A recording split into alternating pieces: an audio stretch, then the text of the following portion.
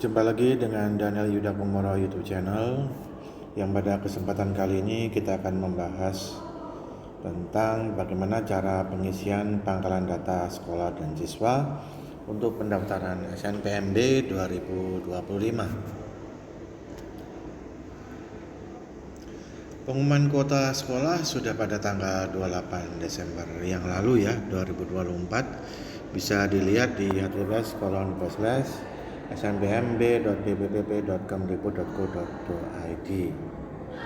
Untuk pengisian PDS ini biasanya oleh admin PDS sekolah ya, operatornya, mulai tanggal 6 sampai 31 Januari.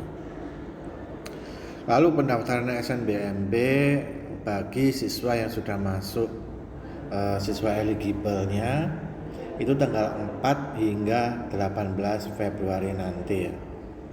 Caranya validasi profil, pemilihan prodi, unggah portofolio, prestasi, lalu finalisasi. Dan ditunggu untuk seleksinya sampai tanggal 17 Maret yang dilakukan per PTN. Sebelumnya siswa eligible sudah menyisihkan teman-temannya satu sekolah ya, melalui akreditasi sekolah kalau A 40%. Nah sekarang ketika sudah masuk siswa eligible lalu mendaftar SNMPTN, maka sekarang saingannya adalah siswa-siswi di seluruh Indonesia yang memilih PTN dan prodi tersebut yang sama. Dan pengumumannya nanti 18 Maret 2025 dapat diakses di laman SNMPTN ya, melalui akun yang sudah dibuat oleh siswa masing-masing yang nanti simpan permanennya tanggal 2 Februari. Ini sebaran SNBP yang diterima tahun lalu. Oke, untuk para admin operator sekolah yang mengisi PDS ini ada dua cara sistem ya. Seperti biasanya kalau dulu secara manual ya, pengisian jenis studi, finalisasi, pengisian peringkat eligible, finalisasi siswa, pengisian kurikulum, finalisasi kurikulum, pengisian nilai, finalisasi nilai, sehingga sampai pada klik unduh tanda bukti finalisasi pengisian PDSS. Biasanya dari tahun ke tahun dulu masih manual yang menggunakan leger atau daftar kumpulan nilai sekolah dari wakil kurikulum maupun dari wali kelas. Sedangkan yang terbaru ini tahun 2025 ini ada sistem yang terbaru menggunakan e-rapor. Caranya finalisasi data sekolah, pengisian peringkat eligible dengan tambahan kuota 5% kalau menggunakan e-rapor. Pengambilan nilai siswa dari e-rapor secara otomatis oleh sistem karena tadi sudah memeringkat siswa eligible dengan tambahan 5%. Lalu finalisasi nilai dan unduh tanda bukti finalisasi. Bagaimana cara manual ya, ini seperti sebelum-sebelumnya ya. Nah, ini tampilannya dilakukan oleh sekolah. Nah, jangan lupa untuk memilih jenis studi ya. Ini kalau jenis studi tidak klik seperti yang saya bahas kasus tahun lalu, nanti akan muncul notifikasi warna merah ya. NISN tidak muncul itu karena ternyata ini jenis studinya tidak dicentang dulu. Apakah reguler 3 tahun, 4 tahun, ini pastikan sudah menyentang. Silakan cek data sekolah, profil sekolah, nama kepala sekolah, dan juga akreditasi. Jangan sampai akreditasinya habis ya. Harus segera diperbarui. Nah ini jenis studinya.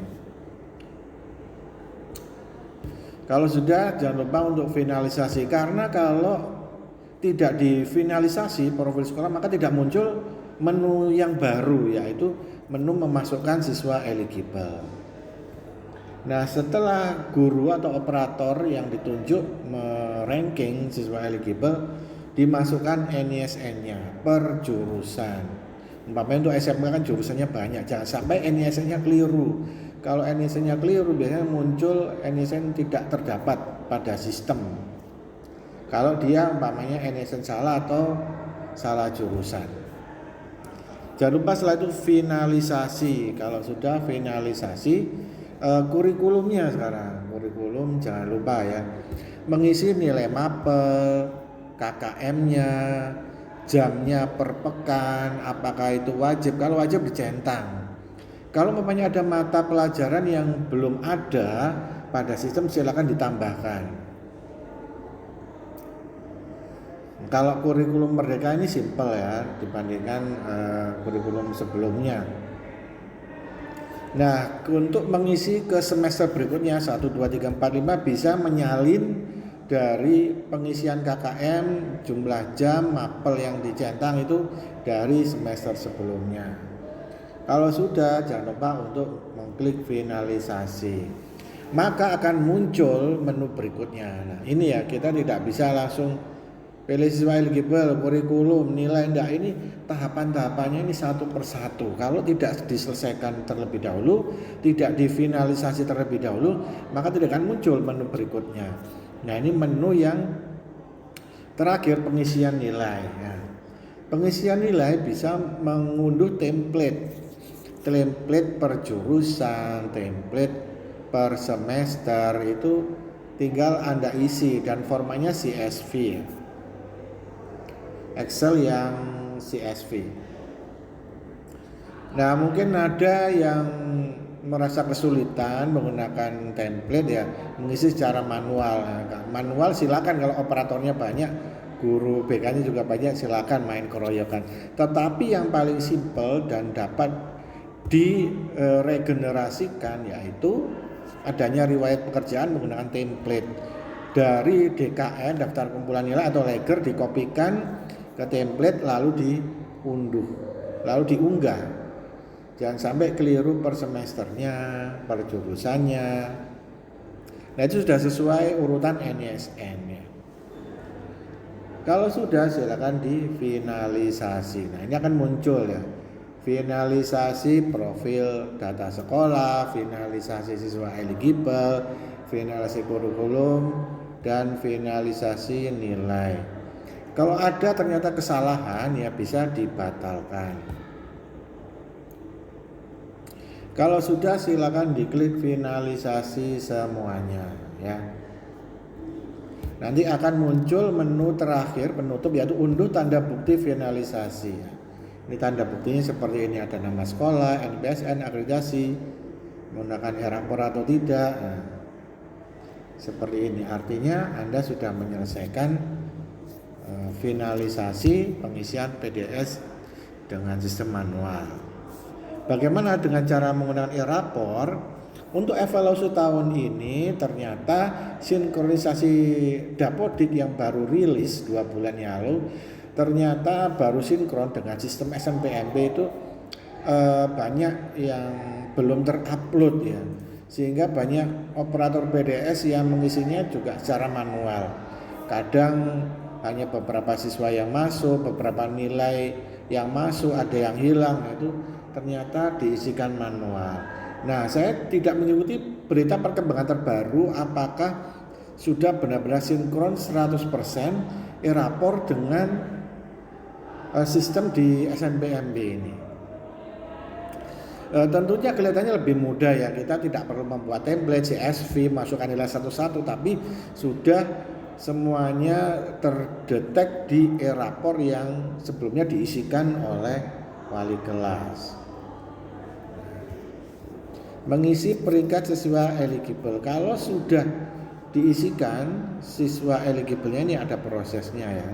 Lalu siswa eligible ini diklik selesai, sukses. Memang membutuhkan waktu ya, seperti tadi ya, ada kekurangan siswa, kekurangan nilai, nah itu mungkin proses. Tapi saya tidak mengikuti berita perkembangan terbarunya. Mudah-mudahan semuanya lancar ya, karena di tempat saya sendiri masih menggunakan cara manual, menggunakan DKN atau Legger. Jangan lupa untuk memfinalisasi data, sama seperti manual, finalisasi data profil sekolah, nilai, kurikulum, semuanya di klik finalisasi, dan terakhir mengunduh tanda bukti finalisasi pengisian PDS. Ya, itu saja dari Daniel Dokumor YouTube channel.